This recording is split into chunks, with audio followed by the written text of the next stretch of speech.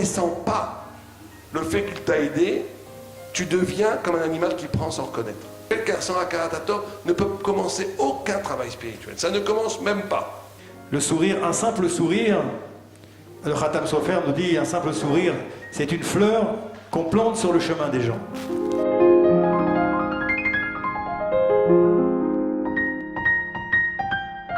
Répondre à une bracha, faire une bracha, ça n'est rien d'autre que de dire merci à Kadosh Baruch Hu qui m'a donné un cadeau. Il y a une question qui devrait se poser à tous. C'est de dire, pourquoi est-ce que je devrais avoir d'Hakarat Hatov? Dans la mesure où tout ce qui m'est donné par l'autre était prévu par Dieu.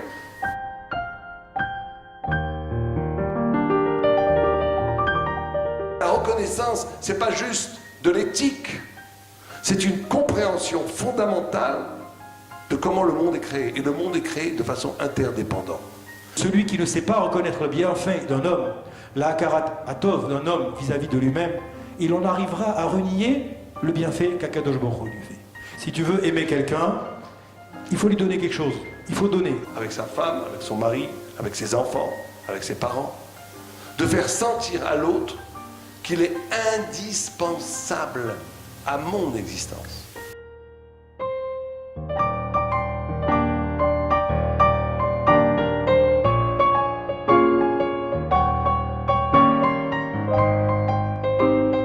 Plus on est proche de quelqu'un, plus on considère que cette personne n'est pas prioritaire. Merci mon Dieu que j'ai la capacité de remercier. Et quelqu'un qui ne peut pas remercier, c'est un homme qui est infirme. Non seulement de la pensée, mais de l'émotion et de la vie. C'est quelqu'un qui ne vit pas, c'est quelqu'un qui est mort. Mais plus quelqu'un est Anna, plus quelqu'un est grand, plus quelqu'un attend. Il s'en fiche de lui, il pense qu'à Dieu, il s'en fiche de lui. C'est plus un problème lui. Donc comme c'est plus un problème lui, chacun est exceptionnel.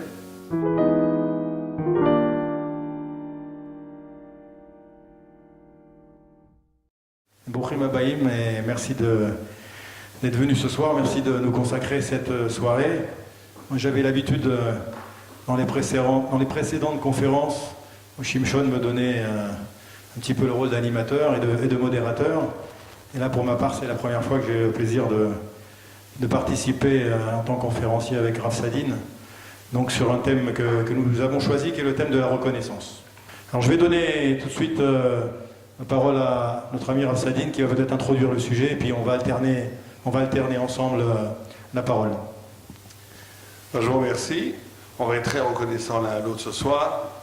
Et effectivement, quand on m'a proposé ce sujet sur la reconnaissance, la Hakarat Hatov en hébreu, j'ai tout de suite dit oui parce que ça me paraît très très très important. Et contrairement à d'autres conférences des fois qui sont plus thématiques, plus philosophiques, peut-être plus hautes d'un point de vue intellectuel, j'aimerais beaucoup que ce soir, ensemble, on essaie de tirer parti des idées qui vont être exprimées pour sortir un peu meilleur de cette conférence, parce que la Hakarat Hatov, la reconnaissance, est peut-être la mida la plus importante considérée par les sages dans l'Avodat Hamidot, dans le travail quotidien qu'on doit faire sur soi pour se parfaire et pour se rapprocher de Dieu et pour ressembler à Dieu. Donc il y a beaucoup de questions. Il y a une première question qu'on essaiera peut-être d'éluder plus tard. Vous savez que toutes les midotes sont toujours des midotes d'imitation justement de Dieu.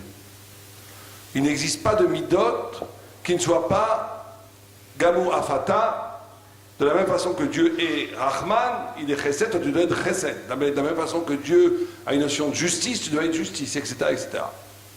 Or, certaines midotes sont pratiquement inexplicables dans cette perspective. Par exemple, la crainte, Dieu ne craint personne. D'où vient, quelle est la racine métaphysique de la crainte de Dieu? Puisque Dieu ne craint personne, par définition. Et Hakarat Hatov, comment Dieu peut-il avoir de Hakarat Hatov, puisque Dieu donne tout, il n'a besoin de rien. Donc comment est-ce qu'on peut imiter Dieu en donnant de Hakarat Hatov dans la mesure où Dieu n'a pas de Hakarat Hatov par définition? Donc ça, c'est des questions qu'on essaiera de voir si on y a répondu plus tard. Mais je vais commencer par d'abord un schéma classique de comment on aborde ce type de questions. Et le Chochmat Vemoussar, écrit par Apsi Brazison, nous enseigne que dans toute midot, dans tout trait de caractère, il y a toujours trois relations. Il y a une relation avec Dieu, une relation avec l'autre, une relation avec soi-même. Toujours. Le chesed, la justice, la droiture, la vérité, elles doivent toujours être, ces midotes-là doivent toujours être articulées, reconsidérées à la lumière de ces trois axes qui sont Dieu. Est-ce que je suis vrai avec Dieu, par exemple la vérité? Est-ce que je joue des jeux? Est-ce que dans ma spiritualité je suis véritablement vrai avec Dieu? Est-ce que je suis vrai avec l'autre? Est-ce que je suis vrai avec moi-même? Et donc la Hakarat Tov, la reconnaissance n'échappe pas à ce schéma. Et il y a donc trois axes donnés par nos sages dans la Hakarat Tov. Un axe qui est le rapport à l'autre, rapport à soi-même et rapport à Dieu. Alors on va commencer par le rapport à l'autre. Le Rav Simcha Zison nous dit dans Chokhmat Bemoussa que qu'est-ce qui est fondamental dans le fait d'exprimer de la reconnaissance, dans son rapport à l'autre. Qu'est-ce qui est très très important? C'est que dans tout rapport humain, il y a un danger qui nous guette, c'est d'instrumentaliser, on va dire ça, on va essayer d'expliquer ce que ça veut dire, d'instrumentaliser son prochain. Par exemple, je vous donne un exemple le plus grossier, vous êtes au restaurant, vous êtes dans un mariage, on vous sert à manger. Un serveur qui est payé pour ça, vous sert à manger. De ne pas lui dire merci quand il vous sert à manger, c'est une très grave faute. Dans la mesure où vous considérez qu'il est payé pour ça, donc vous le limitez à sa fonction. Or, dès qu'on limite quelqu'un à sa fonction, on le déshumanise, on l'instrumentalise, on lui enlève sa dignité d'être humain. Dire merci, la grandeur de la reconnaissance, la première chose qui saute aux yeux, c'est la possibilité de dire merci, de remercier. C'est avant tout de rendre à l'autre son caractère humain, ce qui veut dire qu'il n'est pas limité à ce qu'il fait. Un homme est humilié, une femme est humiliée quand elle est réduite à sa fonction. Et quand on considère que cette fonction m'est due. C'est à ce moment-là on humilie la personne. Tu n'es qu'un serveur, tu n'es qu'une femme qui me sert à manger, tu n'es qu'un mari qui amène l'argent à la maison pour nourrir la famille, tu n'es que. Dès qu'on réduit l'autre à sa fonction, c'est le début de la catastrophe au sens où on n'est pas capable de reconnaître que justement le propre de l'humain, le propre du juif, c'est d'excéder toute fonction. On peut être un cordonnier, on peut être un éboueur et être un prince quand on est juif. On peut être un prince. Ah, je suis éboueur pour nourrir ma famille, mais je ne suis pas défini par mon métier, parce que je suis un prince d'Israël dans ma vie. Or, dire merci à quelqu'un, c'est de le renvoyer à cette humanité non réductible à sa fonction, à son fonction sociale, sa fonction du moment, à sa fonction familiale, etc. etc. D'où l'extraordinaire importance de renvoyer à l'autre un merci qui montre que, en vérité, même s'il est payé pour cela, il t'a rendu un service, donc il est homme, c'est homme par rapport à un homme, c'est un rapport de homme à homme, et je rends l'autre humain quand je dis merci. D'où, dans la vie familiale, l'extrême importance de ne jamais saturer le mot merci, de dire toujours merci à son mari, de dire toujours merci à sa femme, de dire merci à ses enfants, à ses parents. Parce que ce merci, on a très vite l'habitude à Yatzer Hara de considérer que tu fais ça, parce que c'est ta fonction. Tu es une femme, tu es une mère de famille, tu dois travailler. Tu es un mari, tu dois amener l'argent, tu dois faire ce que tu dois faire, etc. etc. Tu as un enfant, il faut que tu écoutes. Non, non, oui, c'est vrai. Chacun est assujetti à des fonctions. Mais on ne peut pas limiter la personne à sa fonction, donc il faut lui dire merci. Ça, c'est le rapport à l'autre. Le rapport à soi-même, là, on va faire très court. On voit que Moïse n'a pas voulu frapper le fleuve, le Nilus, parce que le Nilus l'avait sauvé la vie. On a vu, tout le monde pose la question, en quoi est-ce qu'une Hakarat Tov, une reconnaissance par rapport à quelque chose qui n'a pas d'âme, qui n'a pas de pensée, qui n'a pas de conscience, pourquoi est-ce qu'il n'a pas voulu frapper le fleuve? Donc de là on voit que la Hakarat Tov, c'est une manière d'exister qui ne dépend absolument pas de l'autre. Ça te rend à toi-même aussi ta dignité. Si tu n'es pas capable d'avoir la Hakarat Tov, c'est qu'en vérité, tu n'as pas de considération pour toi-même non plus. Et troisième élément, c'est Dieu, et là ça va très très loin. Dans la mesure où nos sages nous enseignent, et on voit cela même dans la Gemara, que les Chachamim, les sages d'Israël, ont une akpada extrême, très vive, très extrême, contre celui qui est kafouille tort, contre quelqu'un qui n'est pas capable d'être, contre l'ingrat, sur l'ingratitude. On voit que des sages qui sont très sablani, qui sont très patients, très gentils, dès qu'ils voient un phénomène d'ingratitude, ils deviennent presque furieux. Pourquoi? Pourquoi c'est si grave? Parce qu'en vérité, c'est une profanation par rapport à Dieu lui-même. En quoi? Le paradis sacré nous enseigne que Oda'a, le Hodot, en hébreu, qui veut dire merci, a pour racine aussi Oda'a, reconnaître. On va en parler plus tard. Il y a un lien entre la reconnaissance, la connaissance, entre la reconnaissance et le fait de connaître. Le lien entre la reconnaissance et la connaissance, j'en parlerai plus tard, mais avant tout, il faut, pour ce troisième élément, après je laisserai la parole à Rav Beloulou, pour ce troisième élément qui est fondamental, il y a un lien entre la reconnaissance, être reconnaissant, le hodot, et le hodot, en hébreu, on voit que d'ailleurs en français et en hébreu c'est la même chose, tout à fait intéressant. Les hodot, je remercie, les hodot qui est Odaat Baldin. Il y a un principe dans la Gemara qui s'appelle Odaat Baldin Kemeha Edim Dami. Celui qui reconnaît qu'il doit quelque chose à quelqu'un, je dois de l'argent à quelqu'un, je le reconnais. Ça vaut comme 100 Edim. Je n'ai pas besoin de témoins pour certifier que je dois, puisque j'ai reconnu que je dois. Donc il y a un lien entre la reconnaissance, en termes de gratitude, et le fait de reconnaître que j'ai une dette. Quel rapport? Alors on dit, le paradis de Sac, que chacun d'entre nous, chaque homme et chaque juif spécialement, est bâti sous le principe de Tselem Elohim. Tselem Elohim, ça veut dire l'image de Dieu.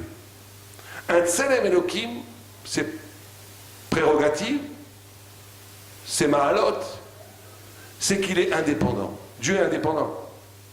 D'ailleurs, plus quelqu'un est grand, plus il donne et moins il prend.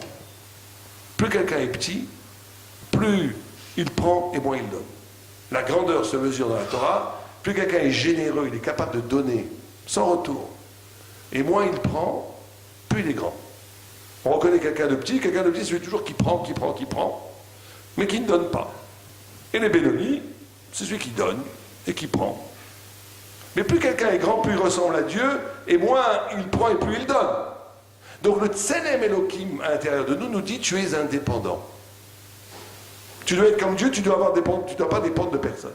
Or, quand quelqu'un t'a rendu un service, quand quelqu'un t'a fait du bien, il y a une perversion de ce Tselem Elohim de dire, de nier qu'il t'a fait du bien, pour ne pas te sentir redevable, pour te sentir dépendant de lui, parce qu'effectivement, en te sentant redevable ou dépendant de lui, il y a quelque chose qui contrarie ton Tselem Elohim, quelque chose qui contrarie ton image divine.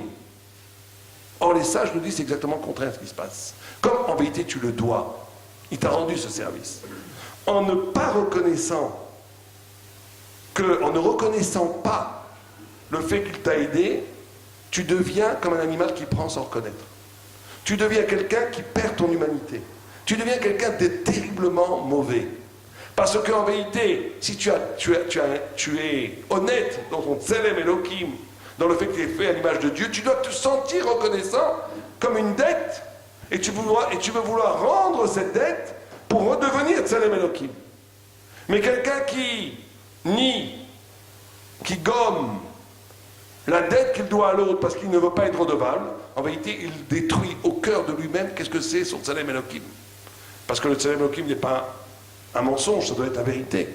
La vérité, c'est la Chotemet d'Akadosh Baruch Hu. Et donc, on voit que quelqu'un qui manque de reconnaissance insulte l'humanité de l'autre, insulte sa propre humanité, et insulte la dimension divine qu'il y a en lui, dans la mesure où il ne reconnaît pas quelqu'un. C'est pour ça que les grands sages, ils ont une reconnaissance énorme.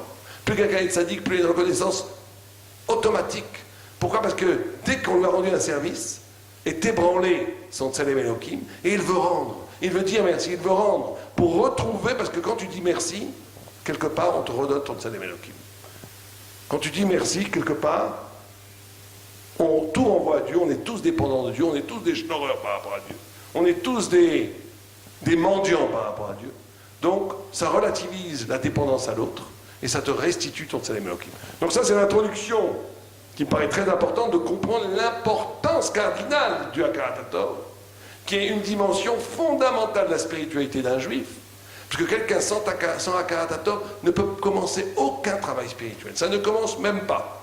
Sans cette dimension de reconnaissance, tout est perverti, tout est cassé. Il ne reste plus rien pour véritablement entreprendre un travail spirituel d'amélioration de la personne. Donc c'est une introduction, je laisse la place maintenant à Benounou pour rebondir, comme on dit chez nous. Toda. En fait, je suis très content d'entendre Rav Sadine parce qu'on ne s'est pas concerté quand on a préparé la conférence. Et je me demandais comment il allait aborder le sujet. Je vois que Baruch Hashem, on va l'aborder d'une manière très complémentaire. Donc je me sens un petit peu rassuré. En fait, je me suis posé la question en introduction, en préparant ce thème. Je me suis dit, dans la vie, finalement, ce qu'il est important de savoir, c'est ce qui va nous rester au-delà d'une action, en vérité. Qu'est-ce qui, en bout de course, achève le vécu d'un individu? En général, on peut comprendre que l'homme, finalement, n'est capable d'apprécier quelque chose que quand la chose va lui échapper, n'est-ce pas? Il suffit d'être malade pour prendre conscience du bonheur d'être en bonne santé, par exemple. Il suffit de ne pas avoir de quoi boire pour réaliser du bonheur de goûter un verre d'eau. Il suffit de voir un homme partir pour qu'on se rende compte vraiment de la valeur que représentait cette personne, cet individu. Et ainsi de suite. Et je me suis dit finalement, ce soir, le thème de la reconnaissance, c'est d'essayer de comprendre finalement un des fondements sur lequel s'appuie la vie d'un homme, ni plus ni moins, et la compréhension même de la Torah finalement. Comme nous dit David Ammeler, dans les Tehillim, c'est marqué Hodeh l'Hashem bechol levav besot yisharim ve'eda. Il faudrait carrément, d'une certaine manière, arriver à la dimension de pouvoir chanter, de pouvoir remercier Akadosh Baruch Hu chaque seconde, à chaque minute, pour ce qu'il nous permet de vivre, pour ce qu'il nous offre à chaque seconde dans nos vies respectives. Et pour ce faire, on voit que c'est effectivement un travail qu'il faut faire. Là, pour ma part, je me suis appuyé sur un certain nombre d'exemples pour essayer de comprendre comment fonctionne le principe de la Hakarat HaTov. Le premier exemple, c'est l'exemple d'Aaron à Cohen. Tout le monde connaît cette partie du Chumash où on voit que le jour où le temple a été inauguré, il y avait un homme qui était particulièrement triste, qui était plus triste que les autres. Cet homme, c'était Aaron à Cohen. Il était triste parce que c'était le seul à ne pas avoir apporté sa contribution, comme vous le savez, dans l'inauguration du Mishkan. Et on voit que dans la vie de l'homme, finalement, que l'homme, il va trouver sa dimension parce qu'il se sent utile. Quand un homme se sent utile, eh bien, il va trouver sa réelle place dans le monde dans lequel il vit. Il va se sentir donc important aux yeux des autres, il va se sentir utile. Et finalement, lorsqu'on n'a pas besoin de nous, eh bien, on va se sentir un petit peu peiné. Lorsqu'on n'a pas besoin de notre aide, lorsqu'on n'a pas besoin de notre réconfort, lorsqu'on n'a pas besoin de notre compagnie, finalement, eh bien, l'homme, il éprouve une certaine peine. Et voilà qu'Aaron à Cohen, il ressentait cette peine également. Il était peiné parce que tous les Juifs avaient apporté de l'or, de l'argent, des bijoux, un tas de choses, avec un enthousiasme extraordinaire, et lui, il n'avait rien apporté. Et voilà qu'Akadosh Baruch Hu lui a dit, toi, tu seras prochainement l'animateur. Tu seras l'animateur du Beth Amikdash. Et qu'est-ce que tu vas faire?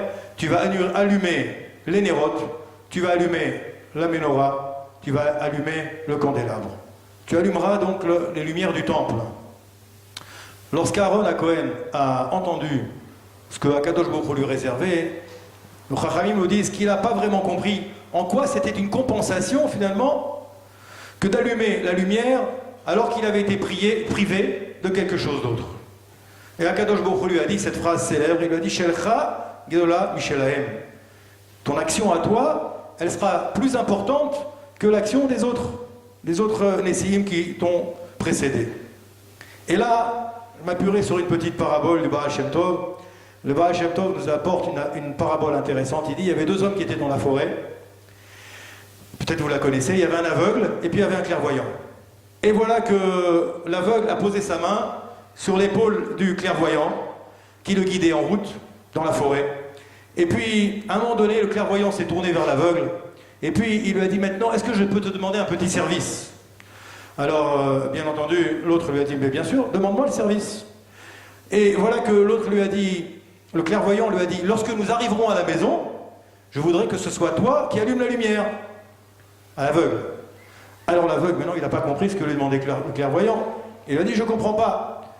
Pendant le chemin, où on avait des obstacles, où on avait des embûches, c'est toi qui me guidais. J'ai été obligé de m'appuyer sur toi, puisque moi je suis non-voyant. Maintenant qu'on va arriver à ton domicile, où là tu connais particulièrement l'endroit, puisque tu es chez toi, tu es dans ton repère, tu me demandes maintenant que ce soit moi qui allume la lumière. Alors l'aveugle n'a pas compris. Et le clairvoyant lui a dit, je veux que tu allumes la lumière pour que tu puisses payer ta dette à mon égard. Je veux que tu puisses payer ta dette à mon égard. Et le Baal Shem Tov de nous expliquer, il a dit, lorsqu'Akadosh Baruch Hu a donné l'ordre à Aaron, à Cohen, d'éclairer la Ménorah, en vérité, tout le monde s'est étonné. Tout le monde s'est étonné. Et Moshe Rabbeinu et Aaron ont posé la question. Ils ont dit, Efshar le'ahir, les mish et me'ir, les kol olam kulo. Est-ce que maintenant, nous, qui sommes des êtres de chair et de sang, est-ce que maintenant, on va allumer la Ménorah et qu'aux yeux d'Akadosh Baruch Hu, ça a un sens qui lui est capable d'illuminer le monde entier et que s'il veut, par un simple petit miracle, le Beth Amikdash, il aurait pu l'éclairer sans l'aide de Aaron, sans l'aide de Moshe Rabbeinu et sans l'aide de personne. Est-ce qu'on peut éclairer Akadosh Baruch Hu? Est-ce qu'on peut éclairer sa maison? Akadosh Baruch Hu de répondre à Moshe Rabbeinu et Aaron, il a dit L'oléora anit tsarir. J'ai besoin de votre lumière. C'est pas moi qui vais éclairer, c'est vous qui allez éclairer. Et en vérité, ici, le commentateur nous explique que par cette réponse qu'Akadosh Baruch Hu a fait à Aaron, à Cohen et à Moshe Rabbeinu, il a placé le rôle que devait avoir le clan Israël dans le monde. Et il a dit pour que les nations disent regardez comme il est grand ce peuple. Regardez comme il est grand leur âme Israël. Ce peuple s'appelle Israël, pourquoi? Parce qu'il éclaire. C'est lui qui éclaire le monde. C'est lui qui éclaire le monde et c'est ce que je veux que les nations comprennent. Qui sont les Juifs? Finalement, nous dit ici le Baal Shem Tov, les Juifs, c'est la torche d'Akadosh Baruch Hu. C'est la torche d'Akadosh Baruch Hu qui va éclairer le monde. Être Israël, finalement, nous dit le Baal Shem Tov, c'est éclairer les pas d'Akadosh Baruch Hu dans le monde. Israël, dans la parabole, vous avez compris, c'est l'aveugle qui éclaire la maison du clairvoyant, bien entendu. Et Akadosh Baruch Hu a dit aux hommes, vous croyez que j'ai besoin de vos prières? Vous croyez que j'ai besoin de vos mitzvot? Quand demain, messieurs, vous allez mettre les téphilines à la synagogue, est-ce que je suis grandi par cette mitzvah que vous faites? Est-ce que je suis dépendant de vos actions? Et la Torah nous donne ici une place fondamentale dans la place finalement que l'homme doit avoir dans ce monde. Ce que finalement Dieu, c'est comme ça que je l'ai compris en tout cas, ce que Dieu rêve de trouver pour l'homme, c'est une sorte de solvabilité. Akadosh Baruch Hu rêve de trouver finalement pour l'homme une manière de lui donner la possibilité de régler ses dettes. Et là j'en reviens bien entendu au thème de la Hakarat-Tov. Qui est Dieu pour moi, juif, qui veut essayer de comprendre ce monde? Qui est Dieu pour moi, juif, qui pratique la Torah et les mitzvot? Et ici les Chachamim nous disent, c'est un être non seulement créateur, mais extraordinairement bienfaisant. Et on va le voir tout au long de ce thème qu'on va aborder de la Hakarat-Tov. Je ne sais pas comment exprimer la bonté que Dieu me prodigue à chaque instant, alors j'exprime ma reconnaissance. Et comment je vais exprimer ma reconnaissance? Par ma conduite religieuse. Finalement, mesdames et messieurs, par nos actes religieux, par notre pratique des mitzvot, par notre respect de la cacheroute, par notre respect du Shabbat, toutes les mitzvot, sans exception, si on réfléchit, pourquoi on pratique les mitzvot de la Torah? Pour une seule et unique raison, pour remercier Akadosh Baruch Hu pour tous les bienfaits qu'il nous prodigue. C'est la conclusion à laquelle je suis arrivé. Je ne sais pas, je ne fais que lui dire merci. Je dis merci consciemment à Akadosh Baruch Hu. D'ailleurs, nos Chachamim nous disent, répondre à une bracha, faire une bracha, ça n'est rien d'autre que de dire merci à Akadosh Baruch Hu qui m'a donné un cadeau. Je reçois un cadeau d'un être qui m'est cher, la moindre des choses c'est de lui dire merci. ma manière de lui dire merci, eh bien ça va se traduire par une bracha, ça va se traduire par une prière, ça va se traduire par un Tehillim, ça va se traduire par un autre texte de louange qu'on va faire à Kadosh Baruch Hu pour le remercier, comme on l'a dit tout à l'heure, Odeh Hashem Bechol Levav, le remercier de tout notre cœur. Quand on a l'impression de faire quelque chose de bien, finalement, est-ce qu'on a l'impression de payer une dette à l'égard d'Akadosh Baruch Hu? On voit que c'est déjà pas facile de penser à ce qu'on fait. Alors maintenant, de penser qu'on va régler une dette par rapport à Kadosh Baruch Hu, c'est pas facile. Et là, je m'appuie, avant de redonner la parole à Rav Sadin, sur une deuxième histoire. L'histoire qui est connue, c'est l'histoire de Yosef. Yosef a eu la vie sauve grâce à un de ses frères, grâce à Réhouven. Vous savez que quand les frères ils se sont réunis, ils ont dit qu'est-ce qu'on va faire maintenant de Yosef? Eh bien, ils voulaient le tuer, n'est-ce pas? Ils voulaient le tuer, ils ont dit on va le tuer parce qu'il nous pose un certain nombre de problèmes, comme vous le savez. Et voilà que Réhouven est venu et a sauvé son frère. Qu'est-ce qu'il a proposé, Réhouven? Il a proposé qu'on le vende. Il a proposé qu'on le vende. Et maintenant, pourquoi en vérité Réhouven et pas un autre frère? Et nos chachamim de nous dire que Réhouven, en vérité, il a eu vis-à-vis de son frère Yosef une akaratatov extraordinaire, une akaratatov infinie. Pourquoi? Pour quelle raison? C'est une raison qui est peut-être pas tellement connue dans le Chumash. Il a découvert que grâce à Yosef, il faisait encore partie du clan d'Israël. Il faisait encore partie du clan d'Israël, pourquoi? Parce qu'il a eu une peur. Il a eu une peur très très importante. Lorsque Yosef a rêvé il a vu les 11 étoiles, vous connaissez l'histoire, et que les 11 étoiles qui allaient se prosterner devant lui, qu'est-ce qui s'est passé? Il a compris qu'il était inclus dans les 11 étoiles. Il pensait être exclu de ces 11 étoiles. Pourquoi il pensait être exclu de ces 11 étoiles? Parce qu'il avait commis une faute gravissime en souillant le lit de son père, la couche de son père, et il pensait qu'à cause de cette faute, il avait été exclu du clan d'Israël, d'une certaine manière. Et lorsqu'il a vu que Yosef, eh bien, s'était prosterné devant les 11 étoiles, que les frères se prosternaient, les 11 étoiles se prosternaient devant Yosef, en vérité c'était les frères, eh bien, il s'est trouvé rassuré. Il s'est trouvé rassuré, il a dit maintenant, Baruch Hashem, je vois que je ne suis pas exclu du clan d'Israël, je vois que je suis toujours dans le clan d'Israël. Et Yosef, sans l'avoir voulu, finalement, il a raconté un rêve, il a dit j'ai rêvé qu'il y avait 11 étoiles qui se prosternaient, etc., etc. En vérité, le problème, en réglant un problème, eh bien, il a réussi finalement à solutionner le problème également de Réhouven. Il a solutionné le problème de Réhouven qui s'inquiétait de ne pas avoir été, d'avoir été peut-être exclu du clan d'Israël. Et Réhouven a dit maintenant que je suis tranquillisé, je sais que je fais partie du clan d'Israël encore malgré cette faute que j'ai faite, eh bien qu'est-ce qui va se passer? Je dois payer ma dette vis-à-vis de mon frère, vis-à-vis de Yosef. L'occasion s'est présentée et donc il a monté ce stratagème pour éviter la mort de son frère. On voit ici que la reconnaissance, la karatatov, peut aller même jusqu'à sauver un homme. On voit que le bienfait qu'on prodigue à autrui, finalement, n'a de valeur, non pas par la fatigue, non pas parce que ça va nous coûter, mais uniquement par le bien qu'il va produire. Ça, c'est l'exemple de Réhouven par rapport à Yosef. Oui, je rebondirai juste sur ce que vous avez dit, sur le problème de comment est-ce qu'on peut rendre une dette à Dieu. Il faut bien comprendre ça, il faut mettre les choses très au clair, je crois qu'il faut être très clair là-dessus. Dieu n'a absolument pas besoin de nous, absolument pas besoin. Et quand il crée le monde, il crée un monde où on a absolument besoin de nous. Donc lui, en tant qu'être, il n'a absolument pas besoin de l'homme, absolument pas. Et toute sa création n'est motivée que par le chesed, olam chesed ibadeh. Mais il crée un monde où l'homme devient, une fois que le monde est créé, il est évident que l'homme est essentiel à la marche du monde, puisque chaque mouvement de l'homme dans le bien ou le mal va détruire ou construire le monde. Mais rendre une dette à Dieu, il faut faire attention avec ce principe, puisqu'on est toujours en deçà. On ne peut jamais rendre ce que Dieu nous donne. Mais revenons, essayons de cerner, encore une fois, plus profondément, l'idée thoraïque du Hakarat. Il y a une question qui devrait se poser à tous, et que certains, malheureusement, se la posent et ont la mauvaise réponse.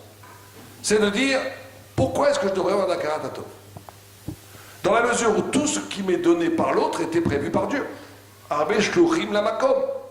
Il y a écrit, il y a beaucoup d'envoyés pour Dieu, beaucoup de shaliach. Donc si quelqu'un me donne de l'argent, me donne du bonheur, me donne du bien, c'est Dieu qui l'a voulu, donc je ne te dois pas te dire merci. On va même radicaliser la question.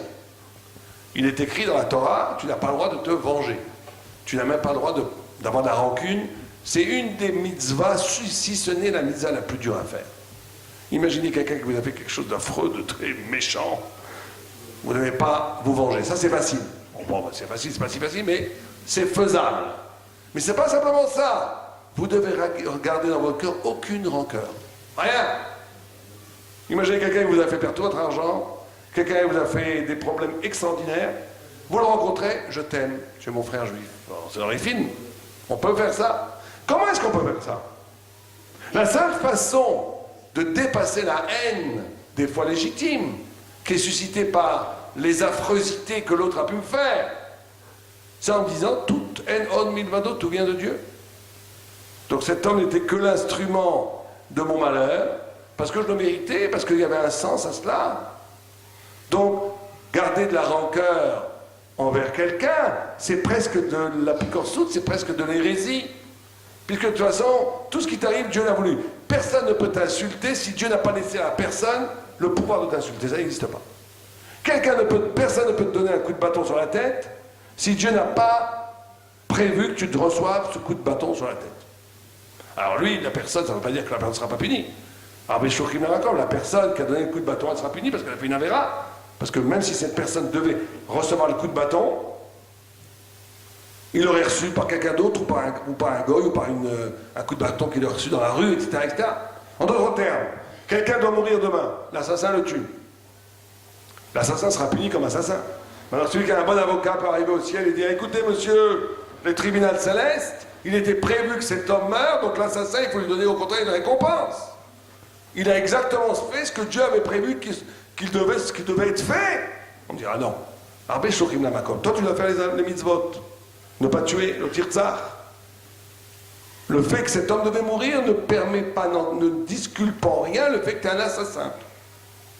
D'ailleurs, c'est pareil de l'autre côté. Vous savez, Chreskiaou, le roi ne voulait pas avoir d'enfants parce qu'il a vu dans le futur que ses enfants seraient des rois d'Israël qui feront fauter tout un Israël.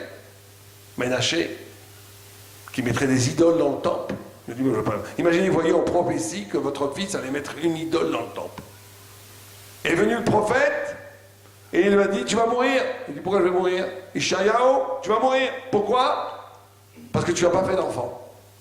Il a dit, mais j'ai pas fait d'enfant, j'ai une très bonne raison pour que je n'ai pas fait d'enfant. Je sais que mes enfants vont faire de l'idolâtrie au temple à tout un Israël. Il dit, ça c'est pas ton problème. Toi tu as une mitzvah, fais des enfants. Qu'après il fait de l'idolâtrie, c'est autre chose. Et tu vas mourir. Chreskiaou, il n'a pas eu peur, il a dit au prophète, bon ça va, t'as dit ta prophétie, tu peux t'en aller maintenant. J'ai une tradition de la maison de mon père, que même si le couteau est sous ma gorge, si je me retourne contre le mur et je prie, Dieu écoute toujours. Et il a prié, on lui a donné 15 ans de vie de plus. Et il a fait des enfants, et ces enfants, effectivement, sont sortis, Ménaché, qui a mis des Hegel à Zaha pour empêcher que le peuple juif monte. C'est-à-dire que c'est deux choses, il y a l'histoire qui s'est faite par Dieu. Toi, tu dois faire les mitzvot. Donc quelqu'un devait mourir, c'est vrai, mais tu n'as pas le droit d'être celui qui doit le tuer, il y aura d'autres shlichim lamakom.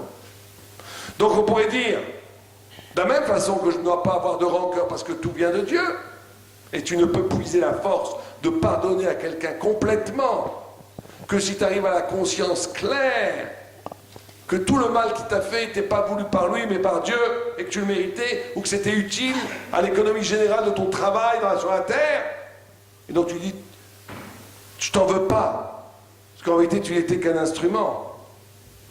Et c'est comme ça qu'il faut faire. Mais dans ce cas-là, si on retourne l'argument, quelqu'un qui me donne un chèque de 100 000 euros comme cadeau, je vais lui dire, même pas, va-t'en, c'est Dieu qui l'a envoyé, va-t'en toi, tu n'es qu'un chaya, pourquoi est-ce que je dois te dire merci? Pourquoi je dois dire merci? C'est Dieu qui l'a envoyé. Donc d'où vient? Et je connais des gens qui sont comme ça. Moi j'ai vu une fois une personne, je lui ai rendu mon service, il m'a dit, de toute façon Dieu me l'aurait donné autrement, je tire-toi d'ici. Bon. Pas de problème. Et pourquoi c'est mal? C'est logique, c'est d'une logique implacable. Tout ce que tu reçois, Dieu l'a voulu, et lui n'est qu'un chagrin, c'est que En Milvado, il n'y a que Dieu. Pourquoi c'est une perversion de la spiritualité, ça? Alors justement, ici on arrive à un des secrets les plus profonds qui peut-être caractérisent la Torah par rapport à toutes les autres formes de spiritualité. C'est que les autres formes de spiritualité, le bouddhiste notamment et d'autres, pour arriver à une sagesse, ils sont obligés à se couper, arriver à l'indifférence. Ne pas avoir d'émotion ni pour l'autre, ni d'arriver à un détachement total des vicissitudes de la vie. La Torah dit une chose extraordinaire. Elle dit tu dois avoir un triple rapport, un rapport à Dieu, un rapport à l'autre, un rapport à toi, même si ce rapport est écartelé. Et on va essayer d'expliquer pourquoi c'est très très important. Bien sûr que tout vient de Dieu. Mais tu dois être reconnaissant à cette personne. Parce que c'est une personne singulière, irréductible à sa fonction d'envoyer à Dieu. On peut poser la même question. Vous savez qu'il y a des gens, notamment les bouddhistes, quand quelqu'un est malade, quand quelqu'un souffre, ils disent c'est pas la peine de prier. Tout ça, c'est des illusions. La souffrance, la mort, tout ça, c'est pas grave. On est dans le grand cycle de l'illusion. L'important, c'est l'éternité, la vérité. Or, nous, on n'est pas comme ça. Nous, dès que quelqu'un il est malade, on prie pour lui, pour le sauver. Abraham Avinu, il discute avec Dieu pour sauver Sodome et Gomorrhe. On intervient, on change, on se bagarre même, Kébiechol, avec la volonté de Dieu pour changer les choses. Comment c'est possible ça? D'où ça vient? Alors, on va toucher à un fondement qui est très très important. D'ailleurs, c'est lié à la paracha de cette semaine. Vous savez qu'il y a un enseignement que toutes les fautes que les générations ont faites, que l'humain a fait, avant la Torah, avant le peuple juif, sont reconduites, réintroduites de façon différente dans le peuple d'Israël. Par exemple, je donne un exemple très simple, la faute de Adam Arishon a été reconduite chez le peuple juif par quelle faute? Quelqu'un sait? Quelle est la faute qui est Makbil, qui est le parallèle de la faute de Adam Arishon? La faute du veau d'or. C'est pas le moment ici d'expliquer pourquoi, mais c'est exactement la même faute. La faute de Korach, c'est la réintroduction, il écrit Vaikar Korach, il a pris Korach. Le Targum, il traduit cela Vaït Paleg Korach, Vaït Paleg. Rabbeinu Bachya, il dit Vaït Paleg, c'est un remèze à Dor à Palaga, la génération de la tour de Babel. Et c'est un remèze de la génération de Sodome et Gomorrhe, qui a été réintroduit en Israël. Alors si on demande quelle est la faute de Dor à Palaga et la faute de Sodome et Gomorrhe dans sa racine métaphysique, c'est quoi la faute? En réalité, c'est la même. Simplement, Dor à Palaga, c'est vertical, c'est entre toi et Dieu, et Sodome, c'est entre l'homme et l'homme. Mais c'est la même faute. Quelle est la faute? Ben, c'est très simple. Dor à Palaga, ils disent, on est une génération où on va être complètement coupé de Dieu.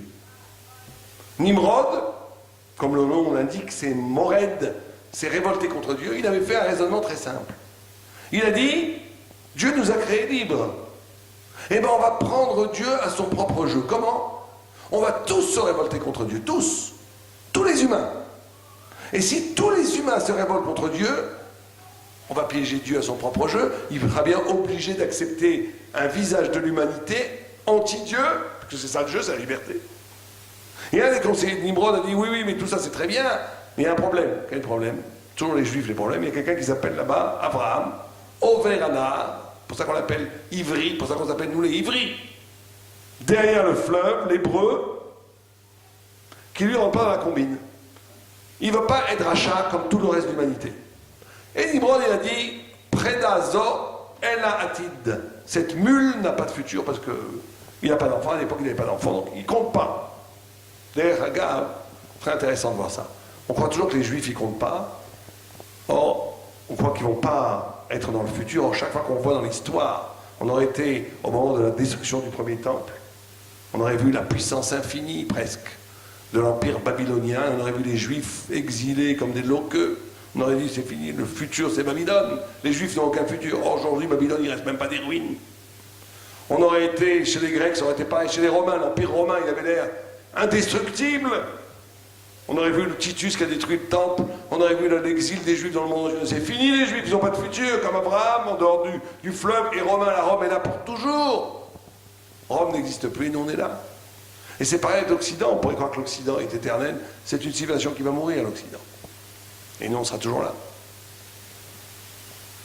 Mais ce qui est important de comprendre, c'est que Dor Apalaga a voulu construire un système, on fait la guerre à Dieu, où c'est nous qui décidons de tout ici-bas. Pas d'intervention de Dieu de haut en bas, aucune intervention de Dieu. D'ailleurs, un peu comme aujourd'hui ça se fait. Si on lit les livres des socialistes, du socialisme, on pourrait presque dire Dor Apalaga c'est le socialisme, et Sodome et Gomorrhe c'est le capitalisme. C'est la réintroduction de ces deux niveaux. L'idée socialiste fondamentale, quand on dit Jaurès et d'autres grands auteurs socialistes, qui étaient des grands auteurs et des grands penseurs d'ailleurs, ils disent c'est l'homme qui décide pour l'homme. Plus d'intervention de chacun veut croire en Dieu, c'est son problème. Mais la laïcité, c'est de dire surtout ne faites pas intervenir du spirituel, du transcendant, dans la façon de gérer l'économie, le politique, le social. Ici, on est géré par l'homme, c'est l'homme le Dieu ici. Vous voulez croire en Dieu, c'est dans votre cœur chez vous.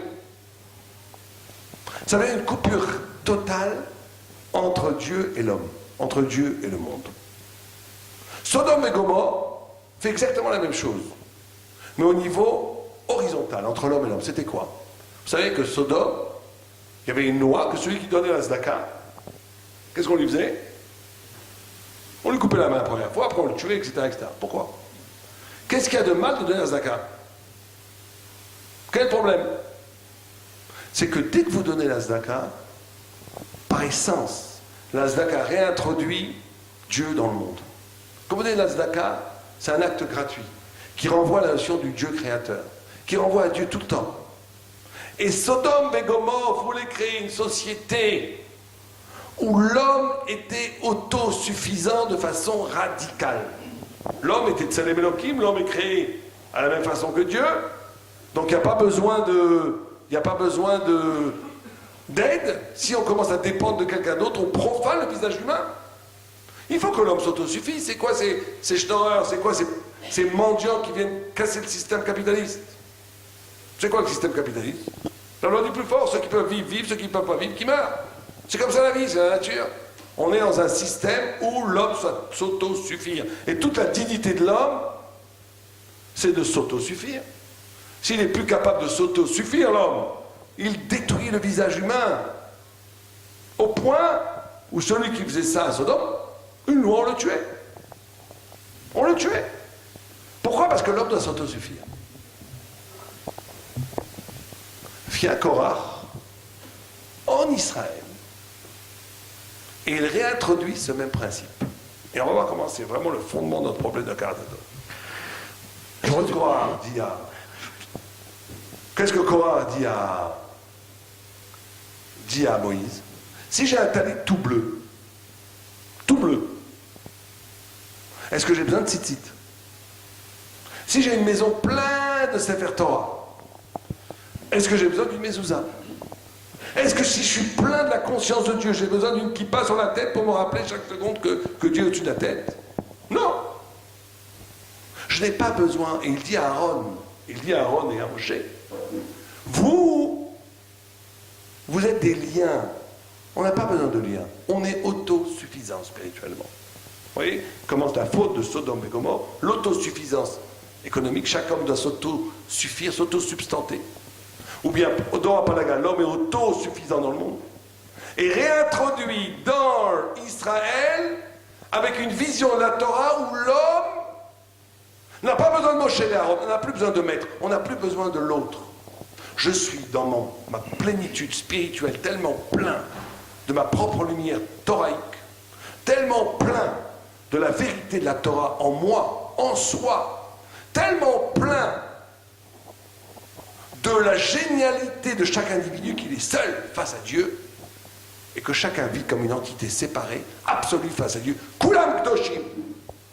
On est tous saints. Pourquoi vous, Aaron et Moshe, vous voulez faire un lien entre nous et Dieu? Il n'y a pas besoin de lien. On est autosuffisant. C'est la réintroduction de la faute de Dor Apalaga et de Sodome et Gomorrhe à l'intérieur même de la métaphysique juive. Or, quelle était l'erreur de Korah? C'est que le monde est créé sur un système de mouchpa ou mashpia. Le monde est créé sur un système où on a tous besoin de l'un de l'autre. Le monde est créé sur un système où on est tous des donneurs et des preneurs.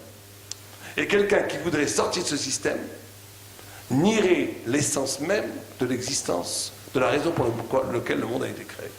D'ailleurs, c'est la raison pour laquelle Moïse dit que si ces hommes meurent d'une mort naturelle, Dieu ne m'a pas envoyé. Dieu ne m'a pas envoyé. Pourquoi il a dit une prière aussi bizarroïde que celle-là? Parce que justement, Korah, en créant un projet d'autonomie radicale de l'homme face à Dieu, où il n'y a plus besoin de lien, où il n'y a plus d'influencés, d'influents et d'influencés, où chacun est seul face à Dieu, il nie en ce sens-là le projet même de l'être, du pourquoi le monde a été créé.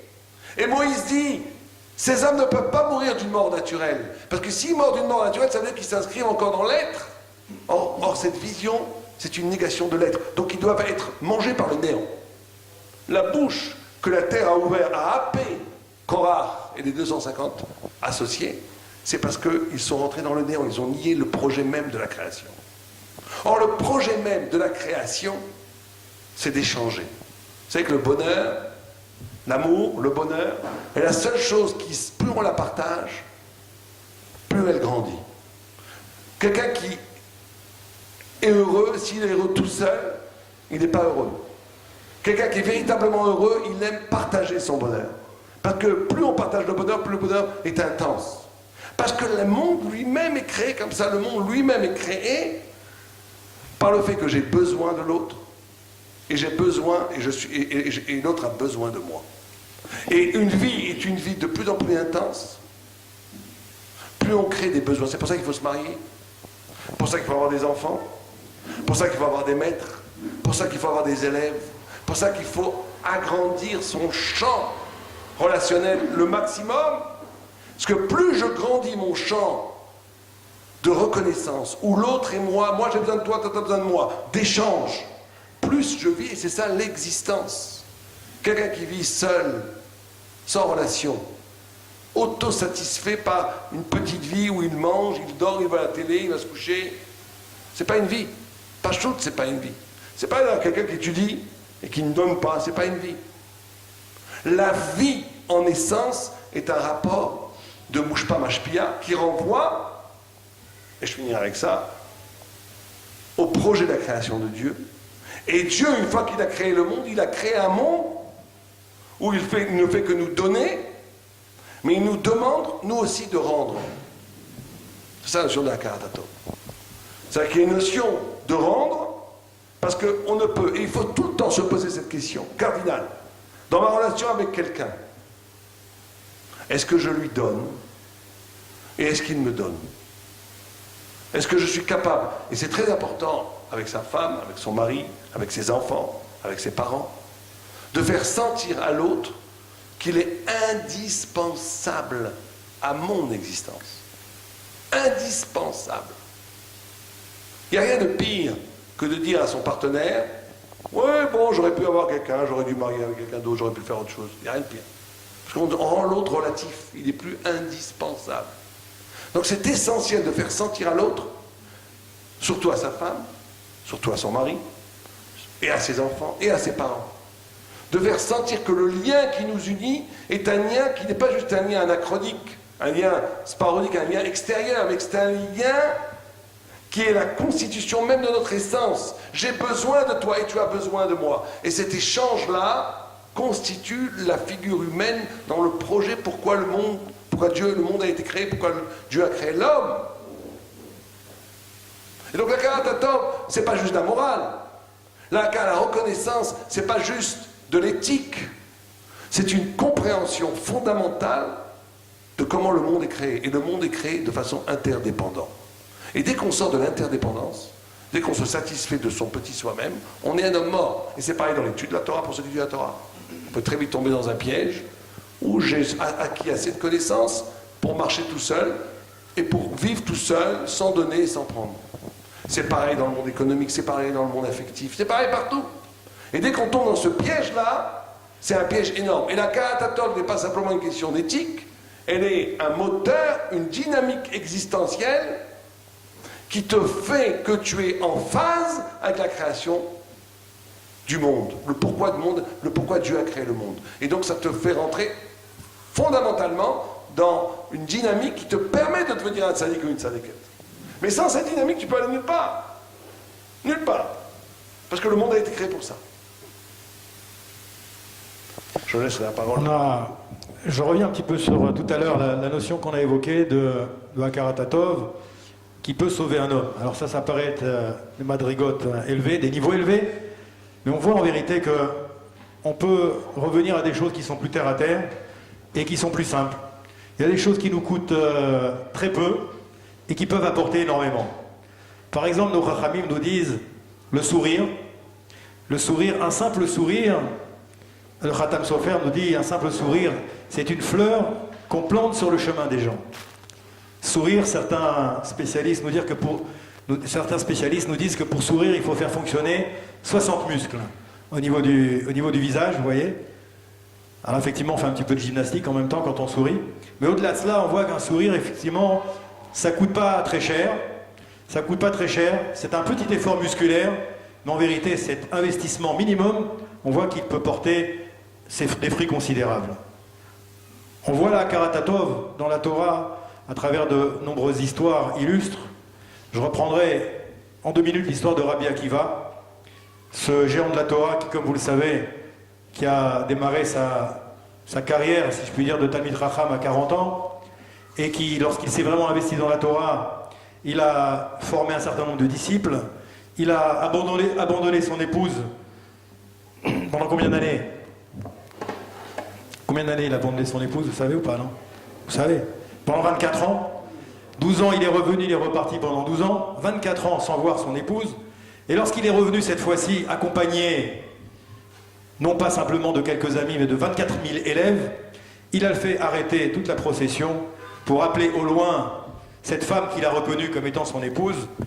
Il lui a demandé de venir, on a fait écarter la procession, et puis devant tout le monde, il a dit cette phrase célèbre, il a dit « Tout ce que je vous ai donné, et tout ce que vous avez appris, vous le devez à cette dame-là, vous le devez à mon épouse. C'est grâce à elle que j'ai pu vous enseigner tout ce que je vous ai enseigné, c'est grâce à elle que j'ai pu apprendre tout ce que j'ai appris pendant ces 24 ans. » Et là, on voit effectivement une notion de Hakarat extraordinaire.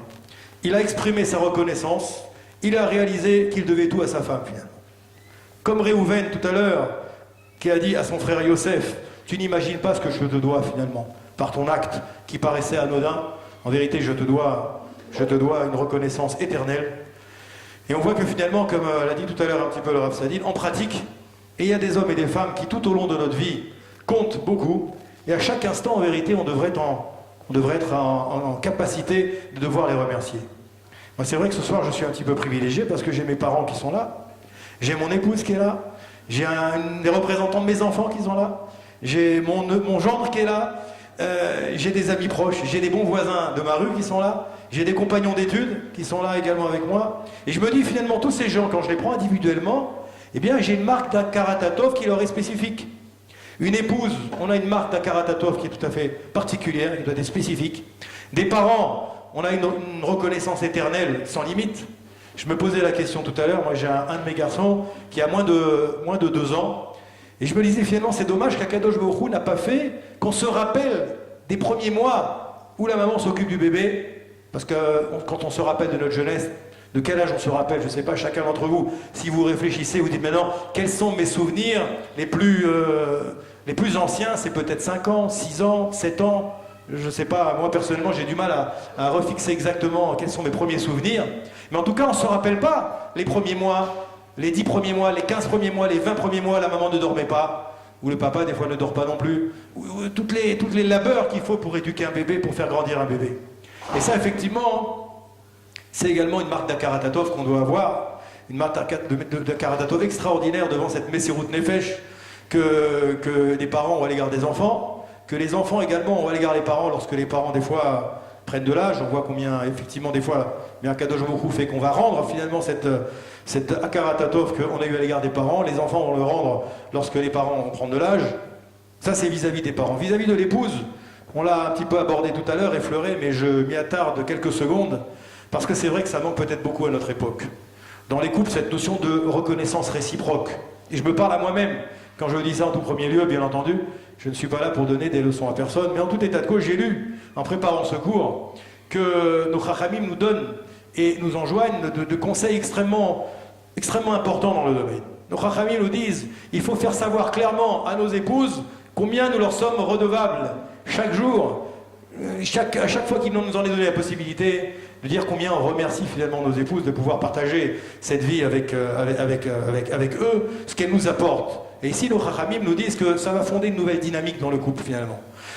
Pourquoi? Parce que malheureusement, on voit que nous sommes dans une génération où, au contraire, les couples aujourd'hui ont basé leur vie sur des exigences réciproques. On a des exigences vis-à-vis de notre épouse a des exigences vis-à-vis de nous. Qu'est-ce que tu me donnes? Qu'est-ce que tu me donnes? Et on fonctionne comme ça. Au lieu de dire finalement, qu'est-ce que tu me donnes? Au lieu de dire, qu'est-ce que tu me donnes? Ça veut dire combien tu m'apportes? Combien tu m'apportes? Là, au contraire, tout se mesure en termes d'exigence. Et on voit que le ton peut finalement tout changer. Et ça, effectivement, c'est la raison pour laquelle le Talmud et la Torah, d'ailleurs, ne sont pas ponctués. Lorsque vous aurez une Gemara, lorsque vous aurez un Chumash, c'est pas ponctué. Pourquoi? Parce que le ton avec lequel on va lire le texte est extrêmement important. Et c'est pour ça qu'en matière d'Akaratatov, eh bien, il faut faire particulièrement des efforts lorsqu'il s'agit du couple, vis-à-vis de son épouse. Lui rappeler chaque jour combien nous lui sommes reconnaissants. Akaratatov également envers les amis, envers les relations de travail. Exemple, on peut voir dans la Torah un exemple célèbre où on voit que maintenant Moshe Rabbeinu, lorsqu'il est arrivé près de la famille de Jéthro, il est arrivé là-bas, et vous savez, connaissez l'histoire, l'histoire se passait autour d'un puits, et puis voilà qu'il a sauvé les filles de Jéthro. Les filles de Jéthro qui voulaient abreuver leur troupeau, et elles ont été dérangées par des bergers qui les importunaient. Et voilà qu'elles ont dit à leur papa, en rentrant, elles ont dit Ish Mitzri Matsilenu Miadam. Ish Mitzri, il y a un Égyptien qui est venu, qui nous a sauvés des mains de ces bergers qui nous importunaient. Donc Chachamim se pose la question, qui est l'Égyptien? De qui parle-t-on? Moshe Rabbeinu n'est pas un Égyptien, Moshe Rabbeinu est un Hébreu, n'est-ce pas? Donc de qui parle la Torah lorsqu'elle dit Ish Mitzri Matsilenu Miadam? Et de là, on voit les commentateurs qui nous disent en vérité, on ne parle pas de Moshe Rabbeinu. On ne parle pas de Moshe Rabbeinu. De quel Égyptien le Midrash est en train de parler? De l'Égyptien qui, à cause de cet Égyptien, Moshe a dû fuir l'Égypte, parce qu'il a dû tuer cet Égyptien quand il a pris fait et cause pour ses frères là-bas qui étaient opprimés, comme vous le savez.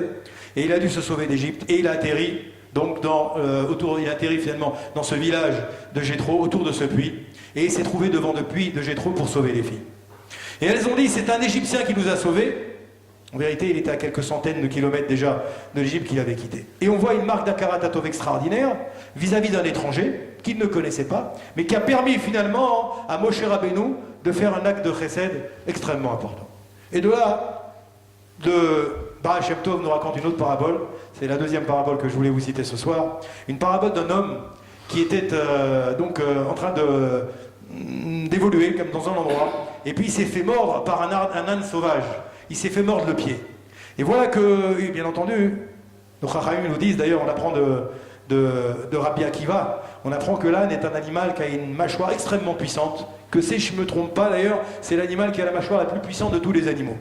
Au point que d'ailleurs, on parlait de Rabbi Akiva tout à l'heure, que Rabbi Akiva, la Torah avait beaucoup de mal à rentrer dans sa tête, nous disent les Chachamim, et qu'en vérité, il avait une horreur des religieux. Et à chaque fois qu'il voyait des religieux, et si je les attrape, je vais les mordre comme un âne. Je les mords comme un âne. Pourquoi? Pour dire qu'effectivement l'âne est un animal qui a une mâchoire extrêmement puissante. Et la parabole du Baal Shem Tov nous dit que donc ce monsieur s'est fait mordre le pied par un âne. Et il y avait un petit ruisseau à côté. Il avait très très mal au pied. Il est parti, il a trempé son pied dans le ruisseau.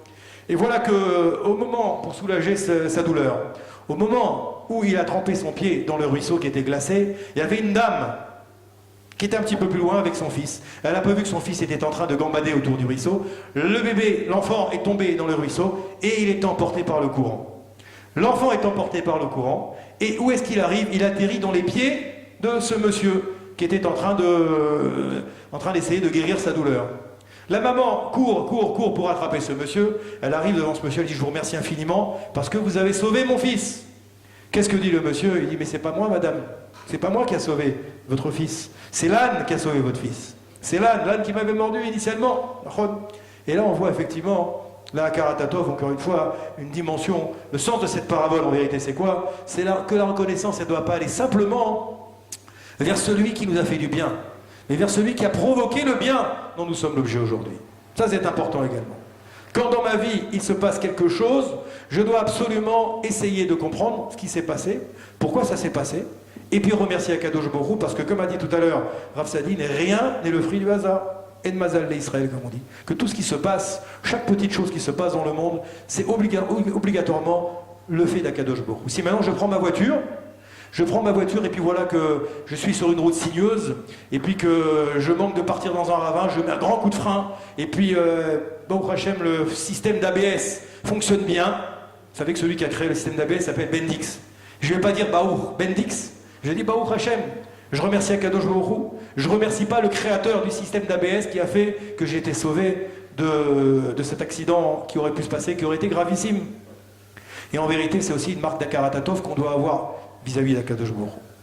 Moi, cette semaine, il s'est passé un petit fait qui paraîtrait anodin, un fait envers lequel j'aurais pu me révolter. Et en vérité, j'en ai tiré une leçon de Moussa. Mon fils venait passer de son permis de conduire, et puis vous savez qu'en Israël, il y a une loi. Il y a beaucoup de jeunes filles, je pense qu'elles doivent connaître cette loi. Il y a la loi, ce qu'on appelle du mélavé. C'est-à-dire que quand on a son permis de conduire, pendant 3 mois, on n'a pas le droit de conduire seul. On doit conduire avec quelqu'un qui nous accompagne, un adulte qui a plus de 24 ans, qui a déjà son permis depuis longtemps, etc. Et voilà que mon fils finissait ses 3 mois de mélavé. Et le 20 juin, il terminait, le jour du mélavé se terminait le 20 juin. Le 20 juin, il vient me voir, tout content, tout fier. Il me dit: papa, je peux prendre la voiture aujourd'hui? C'est la fin du mélavé. Je lui dis: bon, Hachem, prends la voiture, il doit aller à Tachanan Merkazit. Il part à la Tachanan Merkazit, il était 20h30. À 21h, son copain m'appelle, parce que je ne le voyais pas revenir. Il me dit: on s'est fait arrêter par la police. Ah, on s'est fait arrêter par la police. Alors je lui dis: qu'est-ce qui se passe? Il me dit: je me suis fait arrêter par la police, papa, et le gars, il a pris mon permis de conduire. Et maintenant, il me fait des problèmes. Pourquoi? Parce qu'il dit que le mélavé n'est pas terminé. Le mélavé n'était pas terminé. Moi, je prends ma voiture, je vais le rejoindre. Et je vois 2 policiers qui sont en train de s'occuper de mon fils. Et le premier policier lui dit, je vais le voir, je lui dis: qu'est-ce qui se passe? C'est le 20 juin, j'ai donné la clé à mon fils, c'est moi qui ai donné la clé à mon fils pour qu'il prenne la voiture. Il était content d'avoir ça. Il dit: non monsieur, le mélavé se termine à 0h, la nuit. Pas à 20h, le mélavé n'est pas terminé. Je confisque la voiture, je prends le permis de votre fils, vous êtes convoqué demain au commissariat à 15h30. Le lendemain à 15h30, je vais au commissariat avec mon fils, et là je suis reçu par un gradé, un Katsine. Alors le Katsine, tout le monde m'a dit: t'inquiète pas, le Katsine il va le laisser tranquille, il va redonner le permis, etc. Moi je vais tout content, j'explique au Katsine mon cas. Je lui dis: écoutez monsieur Katsine, soyez gentil, c'est moi qui me suis trompé. Moi le 20 juin, pour moi, le Pashtout, je me suis dit 20 juin c'est terminé. Le Katsine me dit: monsieur, quand vous recevez votre facture d'électricité, si votre facture c'est le 20 juin, jusqu'à quand vous avez le droit de payer votre facture d'électricité? Je lui ai dit: à Tatsodek, t'as raison. T'as raison, mais moi je te dis, malgré tout, j'ai fait une erreur, c'est moi qui ai fait l'erreur. Il m'a dit comme ça: quand tu fais une erreur dans la vie, tu dois payer. Moralité, il a retiré le permis de mon fils pendant 30 jours, et mon fils est convoqué maintenant devant un Beth Mishpat le 10 septembre. Et j'ai rien pu faire, Il m'a dit: sois heureux, maintenant je te rends ta voiture parce que j'ai le droit aussi de te confisquer ta voiture. Alors je me suis dit, quelle réaction on peut avoir en tant que Yehudi? On a 2 réactions à avoir. Soit on se révolte et on commence à crier contre l'administration israélienne, contre le Katsine, contre les deux policiers qui étaient de faction, etc. Mais j'ai dit non, à Kolbi des Shamaïm. Et je dois avoir une Nakaratatov contre ces policiers. Pourquoi? Parce que peut-être mon fils, s'il avait pris cette voiture pendant ces 30 jours, maintenant il n'a pas le droit de conduire, jusqu'au moment où il va récupérer son permis de conduire, peut-être qu'il lui serait arrivé quelque chose d'extrêmement grave. Peut-être qu'il aurait fait des choses qu'il n'aurait pas dû faire. Et je me suis dit finalement, il faut être modé à Kadosh Baruch Hu qui nous a envoyé cette épreuve. Et surtout ne pas se révolter. C'est pour ça que la Karatatov, en vérité, même des fois chez des personnes où a priori on pense que c'est une action négative, eh bien on doit remercier Kadosh Baruch Hu, même dans ces moments-là. Et en vérité, ça c'est vrai que c'est quelque chose qui est difficile à faire, parce que la nature de l'homme fait qu'on a tendance toujours à se rebeller. Dès qu'on a quelque chose qui ne nous plaît pas, on se rebelle. On se rebelle et puis on n'est pas content, on commence à râler, etc. En vérité, il faut arriver à se dire que tout est le ratson d'Akadosh Baruch Hu. Et quand on a compris que tout est le ratson d'Akadosh Baruch Hu, c'est vrai que c'est plus facile à faire qu'à dire, eh bien effectivement ça change la manière de voir le monde. Ça change la manière de voir le monde, et ça, effectivement, Moshe Rabbeinu l'avait compris, Aaron à Cohen l'avait compris, pour revenir aux exemples que j'ai cités tout à l'heure. Et en vérité, c'est en ce sens que tous les actes de vie sont un enrichissement, et non un acte banal, en vérité. Les patriarches ont voulu exprimer, chacun à leur manière, leur reconnaissance vis-à-vis d'Akadosh Baruch Hu. Donc, Rachamim, ils disent que, finalement, simplement celui qui est invité à la table d'un homme, il lui donne un verre à boire, il doit avoir une reconnaissance infinie.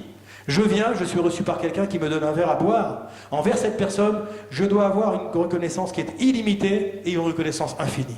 Je ne parle pas maintenant de quelqu'un qui m'a reçu, de quelqu'un qui m'a enseigné la Torah, de quelqu'un qui m'a fait des tovot. Je ne parle pas de mon épouse, je ne parle pas de mes parents. On voit que, Calvachomer, comme on dit, a fortiori, si déjà pour un simple verre d'eau qui m'a permis d'étancher ma soif, je dois avoir une reconnaissance infinie vis-à-vis d'un individu, a fortiori maintenant lorsque ce sont des gens qui nous sont plus chers.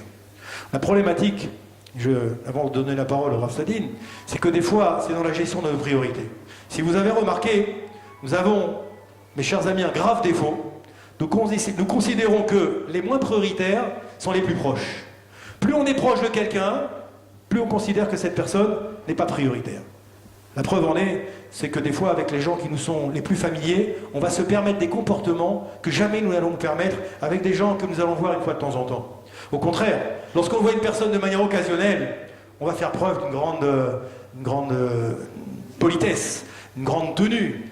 On va faire beaucoup d'efforts, alors que la personne qui au contraire nous est extrêmement chère, puisque c'est celle qu'on côtoie tous les jours, celle avec laquelle je partage ma vie, celle avec laquelle je partage mon limoud, celle avec laquelle je partage mon activité professionnelle, celle-là, je la bafoue d'un revers de main. Pourquoi ?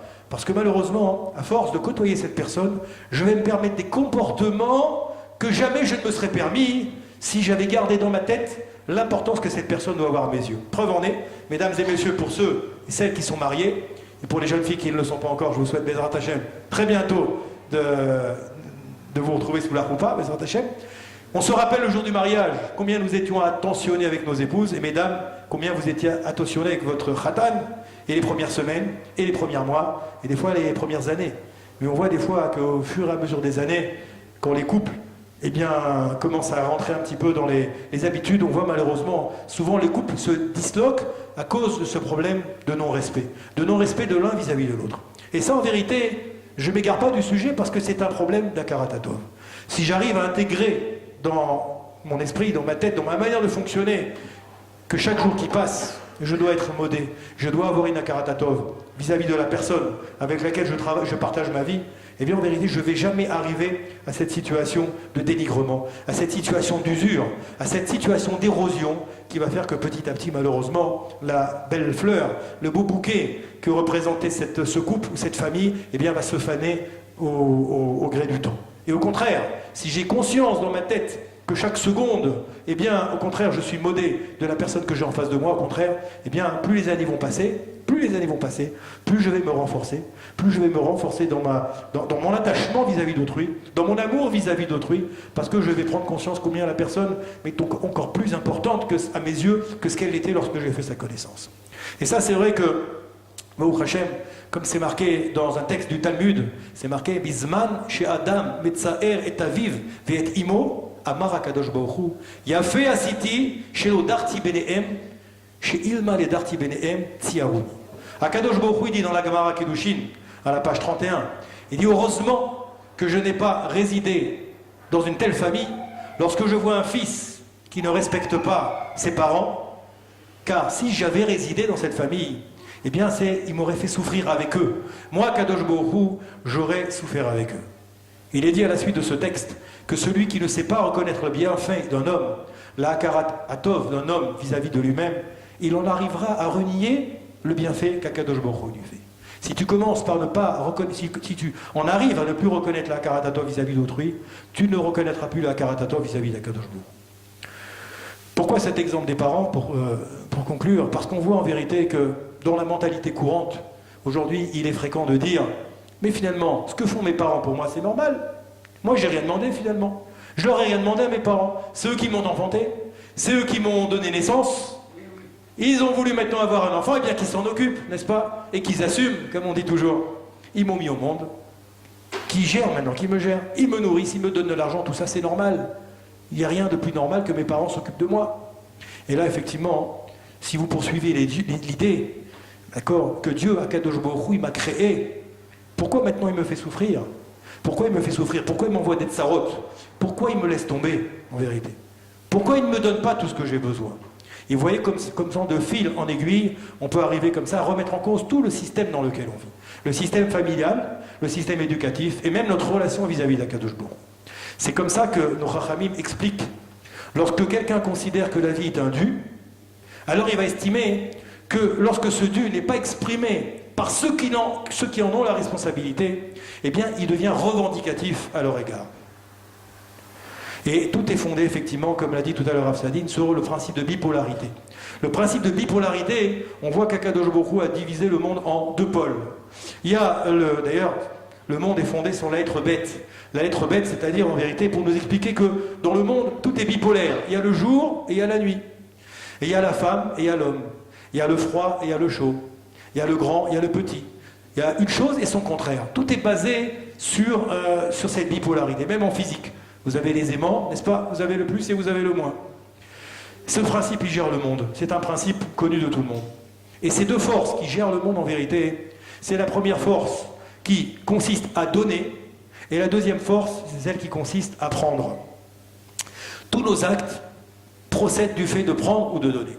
Ce que je fais à chaque instant de ma vie, en vérité, nous disent les Chachamim, c'est soit je donne, soit je prends. Soit je donne, soit je prends. Et lorsque j'exprime un amour, lorsque je donne à manger à quelqu'un, lorsque je m'occupe d'un être qui est en difficulté, lorsque j'apporte du secours à quelqu'un, là je suis dans un acte de donner. Je donne un enseignement.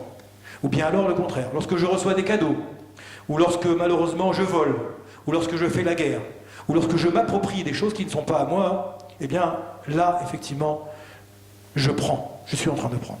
Et on voit que tout est fondé finalement dans cette dialectique. Il y a des hommes qui ont choisi de recevoir, en général ce sont les plus malheureux. Recevoir, ça fait de l'être un être insatisfait. Il ne reçoit jamais assez et il est terriblement dépendant des autres. Et ça, c'est un petit peu la notion que Rav Sadine a abordée tout à l'heure et je lui redonne la parole. Avant qu'il s'endorme. Non, au contraire, c'est très important ce que vous venez de dire. On va, je pense, conclure bientôt, mais pour conclure, ce sera la dernière idée que j'aimerais vous faire partager.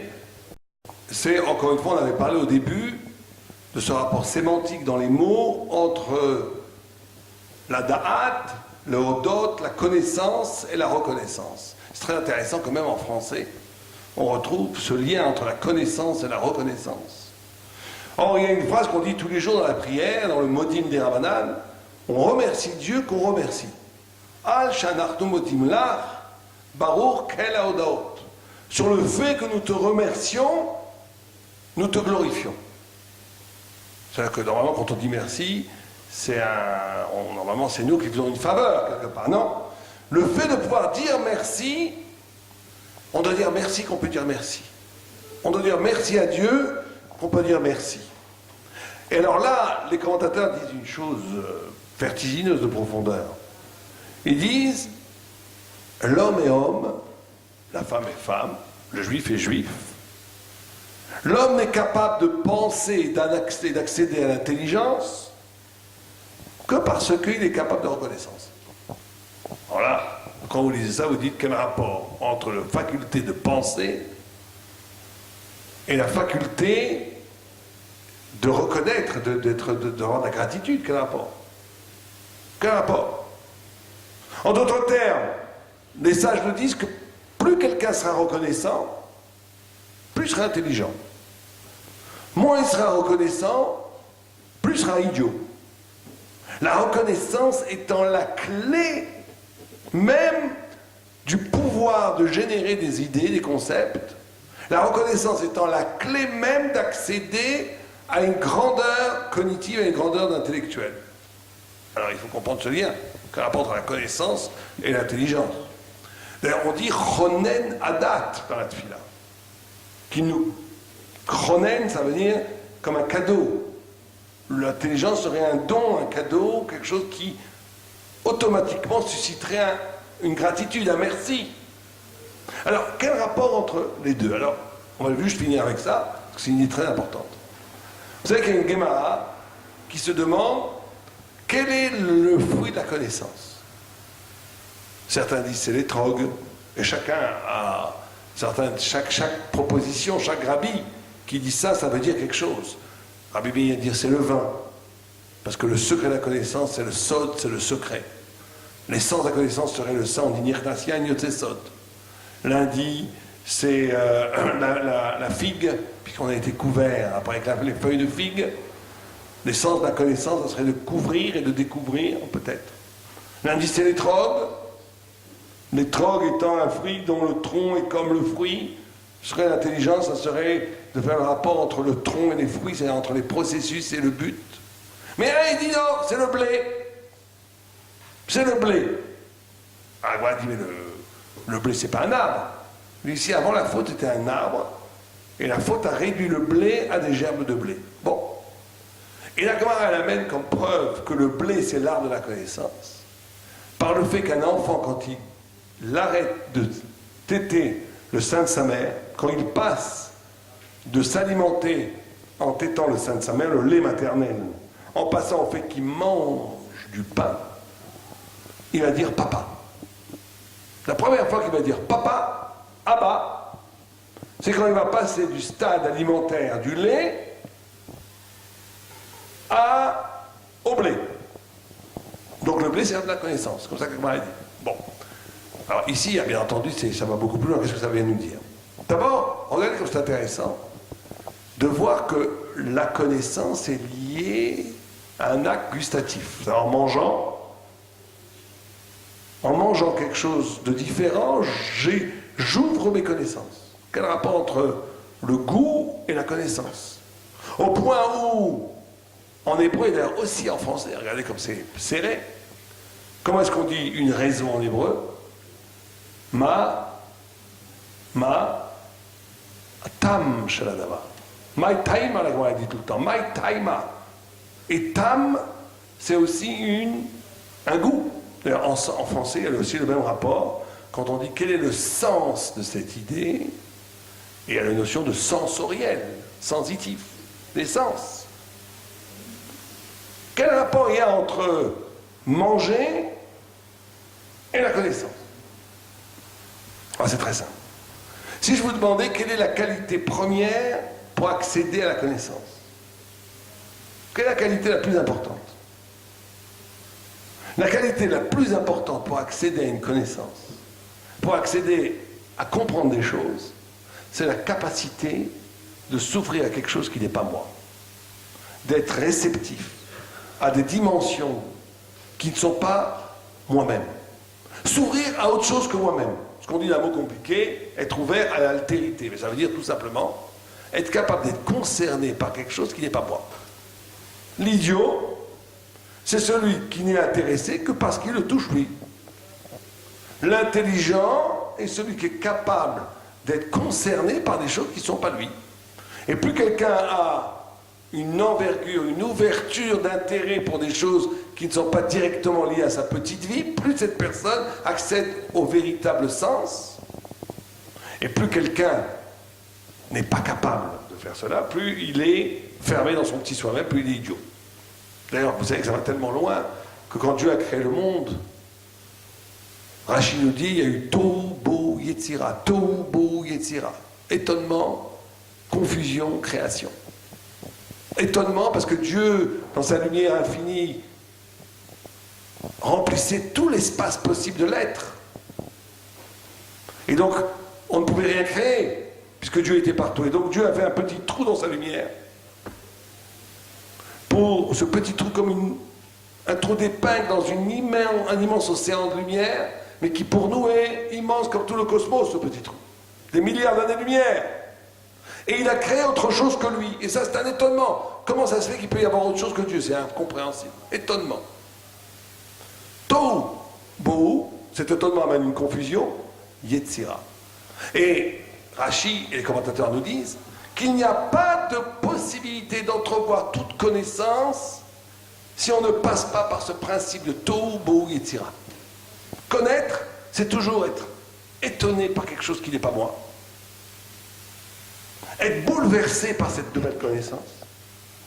Et de créer un nouveau système, être créatif pour réinterpréter ce monde. Quand vous voyez un enfant, il fait toujours ça, un petit enfant, qu'est-ce qu'il fait? Il fait toujours Tohu Bohu Yetzira, sinon il ne s'en sort pas. Il ne connaît rien, il se brûle, il apprend, il est étonné, il voit quelque chose, il est étonné. Regardez un enfant, c'est magnifique de voir ça. Un enfant, il est toujours Tohu Bohu Yetzira, toujours. Un petit enfant de 3 ans, toujours il fait ça. Il est étonné, il ne comprend plus parce que c'est pas ce qu'il savait. Et il est obligé de réinventer le monde, il est créatif. Et on est obligé de faire ça pour apprendre. La plupart des gens s'arrêtent à 8-7 ans, 7, 8 ans, 9 ans, 10 ans. La plupart des gens, d'une fois qu'ils ont un système, un logiciel suffisamment perfectionné, ils ont ce logiciel et ils rentrent les choses dans les boîtes qu'ils connaissent déjà. Ils n'avancent plus. Les gens très intelligents, ils ont arrêté à 15 ans. Ils ont un logiciel hyper compliqué, ils peuvent mettre tout. Mais quand on fait ça, on ne vit pas. Parce qu'on revit toujours la même chose. On ne vit pas parce qu'on revit toujours la même chose. On entre les nouveaux événements dans des choses qu'on connaît déjà. Ce n'est pas vivre. Le tzaddik, le Talmid Chacham, le Ben Torah, est capable de vivre avec Tohu Bohu Yetzira éternellement jusqu'à la fin de sa vie. Les grands tzaddikim, à 90 ans, ils sont encore émerveillés, bouleversés par tout nouveau visage, parce que chaque chose est nouvelle, chaque chose est envoyée par Dieu. Donc l'étonnement, comme cette capacité d'humilité, c'est pour ça que Reshit Chochma Yirat Hashem, la Chochma est liée à l'humilité. Il n'y a pas de dit le Messias Shecharim qui n'a jamais rencontré quelqu'un qui était humble et qui n'était pas intelligent, et qui n'a jamais rencontré un orgueilleux qui n'était pas idiot. Parce que même s'il avait beaucoup de coefficients intellectuels, à un moment donné, l'orgueilleux devient idiot, parce qu'il se ferme aux autres. Il ne fait que répéter à ronronner son savoir qui a quand même vieilli depuis 20 ans, qui répète la même chose. Il n'est plus capable de s'étonner, d'être bouleversé et de recréer. Alors regardez jusqu'à où ça va. Regardez ce que la Gemara dit. La Gemara elle dit qu'en goûtant, quand l'enfant vit du lait maternel, il est en fusion avec sa mère. Il y a pas lui et sa mère, c'est la même chose. Donc il n'a pas accès encore à l'intelligence, parce qu'il n'y a pas d'autre chose que lui qui est dans lui. Vous préférez. La première fois qu'il va s'éveiller à l'intelligence, c'est quand un goût absolument étranger va entrer dans ses lèvres, dans sa langue, dans son palais. Ça va lui faire un choc gustatif. Ce choc va être l'introduction d'un autre que lui dans lui-même, et c'est le début même de l'intelligence. Et qu'est-ce qu'il va dire? Abba. Abba, ça veut dire qu'il va reconnaître l'origine de où il vient. L'intelligence serait donc 2 choses. La capacité de s'ouvrir à quelque chose qui n'est pas toi, et que cette ouverture à quelque chose qui n'est pas toi te renvoie fondamentalement à l'origine. Parce que le Père, c'est l'origine qui est invisible. La mère, on la voit. Le Père, on ne voit pas. L'origine du Père, c'est quelque chose d'indescriptible qu'un enfant ne sera jamais témoin de la paternité de son Père. Et donc, acquérir la connaissance thoraïque, c'est la capacité de s'ouvrir à quelque chose qui n'est pas toi, et que cette ouverture à quelque chose qui n'est pas toi te renvoie à l'origine des origines, donc te renvoie à Dieu, à Abba. Alors, en quoi c'est lié à la reconnaissance, vous allez me dire?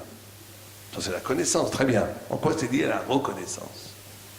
C'est que justement, celui qui n'est pas capable de reconnaissance, la connaissance, elle est fondamentalement liée au fait que je suis dépendant d'une origine qui n'est pas moi. Donc à quelque chose qui n'est pas toi. Reconnaissance, connaissance, c'est profondément lié, parce que plus tu vas reconnaître combien tu dois à l'autre, moins tu vas fermer le fait que moins tu vas occulter, et plus tu vas rester éveillé. Comme disait Rabbeinu tout à l'heure, rester éveillé au bien qu'on te fait à chaque seconde. Ne pas instrumentaliser l'autre, ne pas dire bon, ça c'est acquis une fois pour toutes. Si c'est acquis une fois pour toutes, tu prends les choses comme un animal, tu restes à l'intérieur de toi, tu deviens idiot. En d'autres termes, la reconnaissance, c'est l'intelligence traduite dans les midot et dans l'existence. On va leur dire ça comme ça. La reconnaissance, c'est comment tu es capable de traduire ta capacité d'intelligence, non pas que dans des belles idées, mais dans la réalité quotidienne, comment tu vis. C'est-à-dire que quand on a dit l'intelligence, c'est s'ouvrir à ce qui n'est pas toi, La reconnaissance, c'est de s'ouvrir à tous les bienfaits que les autres te font. C'est la même chose. Simplement, l'un produit des concepts, l'autre produit des bonnes midotes, mais c'est pareil. Et c'est dialectique. Plus quelqu'un va être reconnaissant, plus il va être capable d'être sensible au bien que les autres te font, plus il va s'ouvrir à des horizons qui ne sont pas lui, et plus il va être apte à comprendre des choses qu'il n'aurait jamais compris sans cette reconnaissance. Et ça va de l'autre côté. Plus quelqu'un s'intéresse à des vérités qui ne sont pas évidentes, qui ne sont pas banales, qui ne sont pas la platitude des idées reçues, plus il va essayer de comprendre, d'étudier la Torah, de s'ouvrir à des concepts de plus en plus fins, de plus en plus différents de l'évidence. Plus il va ouvrir en lui une perspective, il va s'affiner au point où il va pouvoir être sensible à de toutes petites nuances de différence et de redevabilité qu'il doit à l'autre. C'est pour ça que plus quelqu'un est grand sadique et plus grand Talmid Chacham, plus la moindre petit acte que tu fais pour lui prend des proportions extraordinaires. Parce qu'il est habitué à la différence. Plus quelqu'un est bouja, plus quelqu'un est dans la platitude, plus quelqu'un est à Maharetz, plus quelqu'un ne veut pas penser, il veut rester dans son petit monde, plus il est indifférent au bien qu'on lui fait, parce que bon, c'est normal, chacun fait ça, c'est la vie. Et donc il y a une dialectique très profonde entre la connaissance et la reconnaissance. Et ne peut arriver à la grande connaissance que celui qui est très reconnaissant. Et ne peut arriver qu'à la reconnaissance que celui qui est très profondément intéressé par les choses de l'esprit. Ça va ensemble. Et c'est pour ça qu'on remercie Dieu de remercier. Al she'anachnu modim lach, sur la merveille du fait que je puis remercier, c'est-à-dire sur la merveille que je puisse un être humain de m'arracher de ma finitude.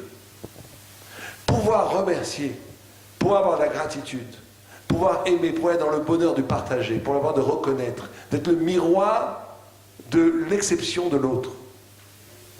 Les grandes sadikim, chaque fois que vous les rencontrez, je ne sais pas si vous avez remarqué, vous rencontrez des grandes sadikim, vous vous sentez exceptionnel. Allez voir des très grandes sadikim, Raphaël Kayeski, j'ai été le voir, vous lui parlez, vous avez l'impression d'être le roi du monde. Il vous donne une importance incroyable. Vous êtes l'homme élu par Dieu. Pourquoi? Parce qu'il est tellement grand. Quand il vous voit, il vous trouve unique. Il sait reconnaître votre unicité de façon tellement intense que vous vous sentez exister. Plus vous allez voir des grandes sadikim, plus ces grandes sadikim vont pouvoir vous donner l'impression que vous êtes indispensable, unique, absolument exceptionnel. Et tout le monde ici et tout le monde dans la planète est exceptionnel et unique puisque chacun est créé différent par Dieu. Et le mépris, nous dit le paradis Tzrak, c'est l'incapacité de singulariser. Vous savez que le cerveau humain, il fait deux mouvements.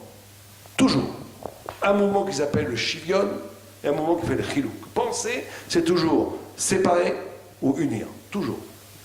Quand je pense, je dis tiens, ça c'est exactement comme ça, ou tiens, ça ce qu'elle apparaît, c'est différent. Et après, c'est des milliers de mouvements cognitifs qui se répètent à l'infini, mais qui font toujours le même mouvement. Séparer, associer, séparer, associer. Simplement, nous dit le paradis Tzrak, l'association, c'est très fort, mais elle amène du zilzoul. Elle amène du mépris, parce que tout se ressemble, tout est pareil. Le pouvoir du kavod, c'est le fait de séparer. Personne n'est pareil.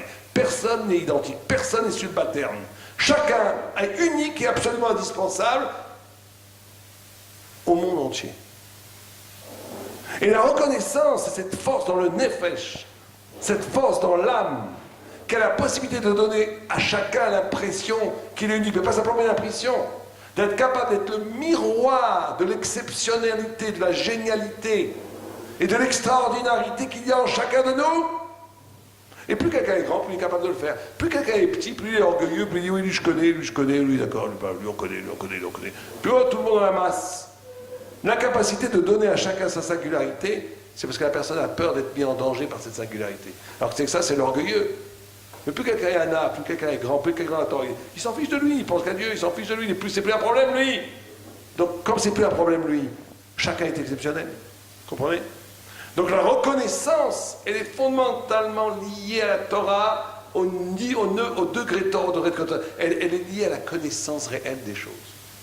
Sans connaissance réelle des choses, sans intérêt pour le monde des idées, il ne peut pas avoir de reconnaissance réelle. Et sans reconnaissance réelle dans l'existence, il ne peut pas avoir d'intelligence réelle.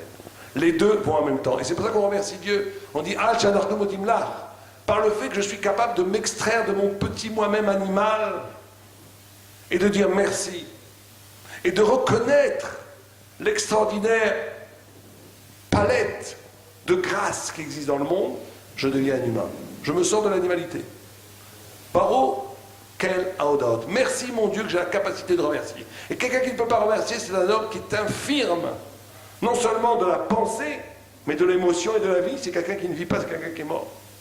D'où l'extrême nécessité de commencer dès ce soir à travailler tous, comme disait l'abbé Deloux, on ne donne pas de leçon de morale, on fait passer l'enseignement des sages, on n'est qu'une cour à transmission, et ça s'adresse avant tout à nous-mêmes, d'apprendre à s'émerveiller des grâces permanentes que le monde, la vie, l'autre, ses partenaires dans la vie, nous donnent tous les jours.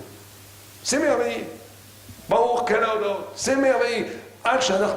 Merci de pouvoir vivre à chaque instant cette vie qui se fait de rapport l'un avec l'autre. Voilà, je pense qu'on peut conclure. Je vous donne le mot de conclusion. Je crois que ce qui est important dans ce qui a été dit par Abbé Deloux et par moi-même à travers l'enseignement des sages, c'est d'essayer chacun de prendre peut-être une idée, deux idées, essayer de la rendre concrète dans l'existence, dans son rapport à son partenaire, à son conjoint, dans sa famille. Ce qui est très important quand on étudie la Torah et quand on enseigne la Torah, c'est d'essayer d'être capable de traduire cela en actes réels pour que ça donne une dimension de Kiddush Hashem, de sanctification du nom. Amen. Je voudrais citer en guise de conclusion une Masechet qui s'appelle Derech Eretz. Cette Masechet, elle nous dit comme ça: si tu veux aimer l'humanité, donne-lui sans arrêt. Si tu veux aimer quelqu'un, il faut lui donner quelque chose. Il faut donner quelque chose. L'homme, nos Chachamim nous disent, l'homme s'attache à son œuvre.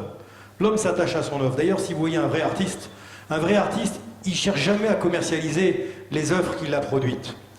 Vous voyez, dans l'actualité, il y a une œuvre du fameux peintre Picasso qui s'est vendue des millions, plusieurs millions d'euros. Je crois que c'est 8 millions ou 9 millions d'euros.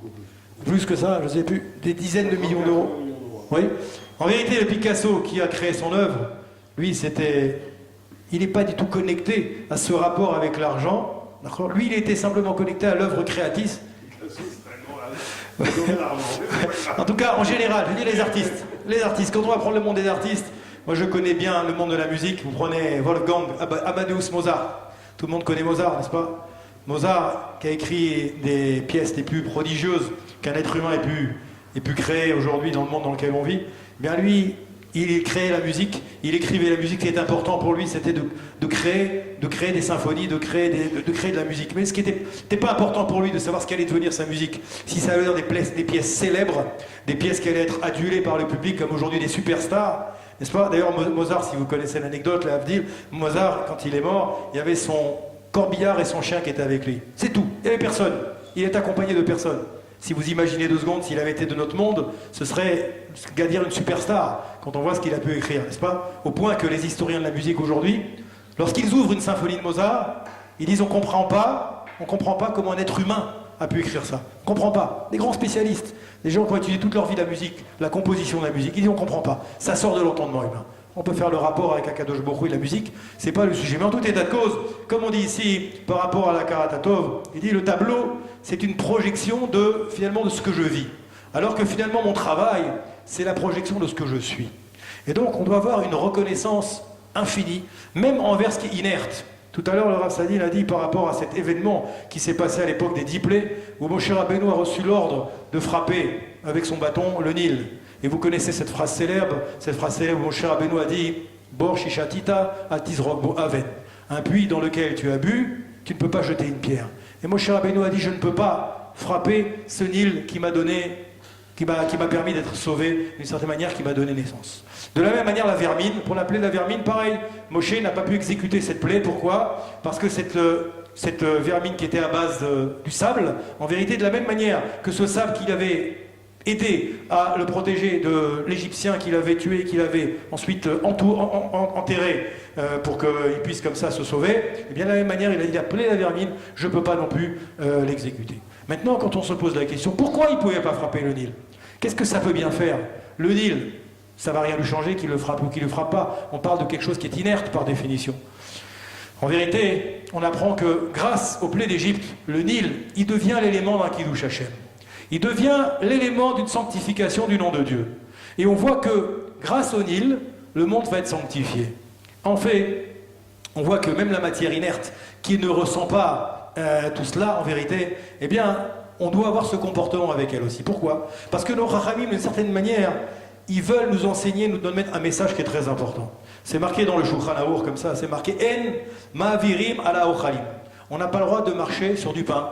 On n'a pas le droit de marcher sur des miettes de pain. Vous voyez, par exemple, quand on prend du pain, d'ailleurs, on a tous le réflexe, on le prend, on le ramasse. C'est recommandé de ne pas piétiner du pain. Pourquoi, en vérité? Alors on va dire, il ne faut pas mépriser la nourriture, mais la nourriture c'est pareil, c'est quelque chose d'inerte par définition. En vérité, tout ça, nos Chachamim nous disent, parce que je vais développer la capacité en moi d'avoir d'abord du respect pour tout ce qui m'entoure, et de développer la capacité d'aimer tout ce que j'ai autour de moi, même les choses qui paraissent inertes.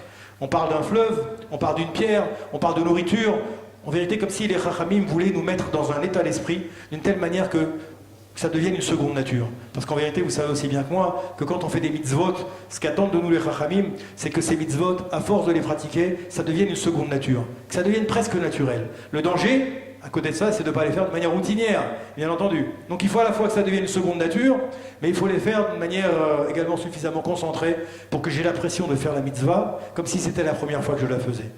Et ça, c'est important, et ça, c'est difficile. Et dans cet Hakarat Hatov, on a cette notion de Hitrachut, de se renouveler. C'est à chaque fois qu'on voit quelqu'un, à chaque fois qu'on voit un objet, à chaque fois qu'on voit une personne que je côtoie, qui m'a apporté quelque chose, eh bien, je dois me dire que cette personne-là, en vérité, c'est comme si je la redécouvrais. C'est comme si je la vois pour la première fois. On a parlé de l'épouse, on a parlé des parents, on a parlé des enfants, on a parlé de pas mal de choses. En vérité, il faudrait être capable de pouvoir s'émerveiller à tout instant, à chaque instant, que je réalise que le monde m'apporte finalement. Et ça, effectivement, c'est un travail qui doit se faire, Bezrat Hashem, chaque jour, et on doit progresser, Mechaïl. Donc ce qu'on peut se souhaiter ce soir, comme a dit Rav Sadine en guise de conclusion, que chacun en prenne sur nous ce soir en quittant cette synagogue, l'Ismachlev, eh bien Ismachlev, voilà, c'est le cœur qui se réjouit, qu'on puisse se réjouir, Baruch Hashem, de pouvoir faire des mitzvot, de pouvoir remercier Akadosh Baruch Hu, de pouvoir remercier Akadosh Baruch Hu, c'est pas facile. Comme a dit le Rav Shach, il a dit, Baruch Hashem, tant que je suis en pleine possession de mes moyens et que je peux remercier Akadosh Baruch Hu, eh bien il faut le faire. Parce que malheureusement, il arrive des fois des moments où on n'est plus en capacité de pouvoir remercier Akadosh Baruch Hu. Alors c'est ce que je puisse vous souhaiter à chacun, chacune d'entre nous, être modé à Akadosh Baruch Hu, soit en bonne santé, Bezrat Hashem, vous êtes toujours Besorot Tovot, Besmachot, donc là Israël, Amen, Kenei Ratzon.